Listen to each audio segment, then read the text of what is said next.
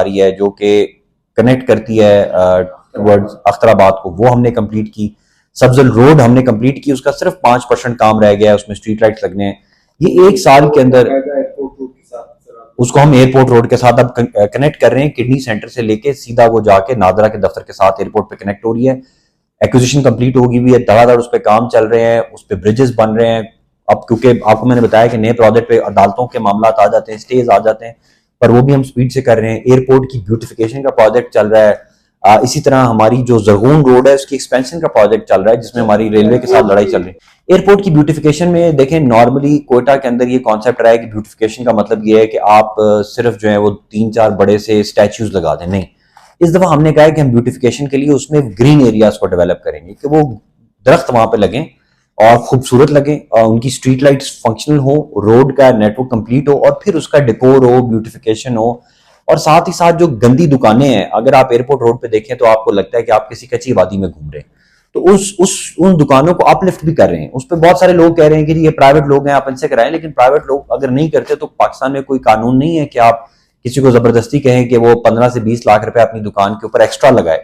तो हम उनकी पूरी ब्यूटिफिकेशन कर रहे हैं। ये प्रोजेक्ट इस्लामाबाद में भी कामयाब रहा, पंजाब में भी इस पे काम किया गया, और अब हम इसको एयरपोर्ट रोड के ऊपर भी इसकी आप देखेंगे कि वो पूरी अपलिफ्टिंग होगी, ग्रीन एरियाज डेवलप होंगे।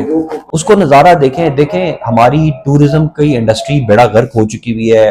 लोग समझते हैं कि जी आप सिर्फ एक रोड को पकड़ के बैठे हुए हैं, आप शहर के अंदर जो पुरानी रोड्स हैं, सिरकी रोड को इम्प्रूव करें। हालांकि हमने सिरकी रोड को भी इम्प्रूव किया है, अगर आप देखें उसका एक फेज कंप्लीट हो गया है। चालू बाउडी में भी हम काम कर रहे हैं। लियाकत बाजार आपने देखा होगा, CNW ने उसको इम्प्रूव किया है, कमरानी रोड को इम्प्रूव किया है। रईसानी रोड पर कितने 10 साल से तो वो लोग जलील हो रहे हैं, अभी हम सीवरेज की पाइपलाइन डाल के उस पूरी रोड को हम ठीक कर रहे हैं।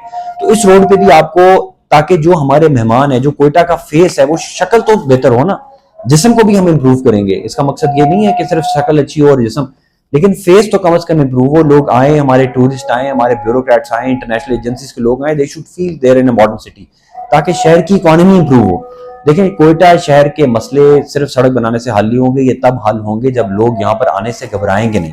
वो आएंगे, उनको एक अच्छा माहौल मिलेगा, अच्छे होटल्स में रहेंगे, वो घूमेंगे फिरेंगे, एंजॉय करेंगे, ब्यूटिफिकेशन देखेंगे, और लॉ एंड ऑर्डर इंप्रूव होगा। तो उस पर हम सब, इन सब चीजों पर हम काम कर रहे हैं। जो टैक्सीज हैं या जो रिक्शा है, आपको पता है शहर के अंदर 40,000 रिक्शा चल रहा है। इसका पूरी दुनिया के अंदर हाल यही होता है कि आप पब्लिक ट्रांसपोर्ट सिस्टम को इम्प्रूव करें।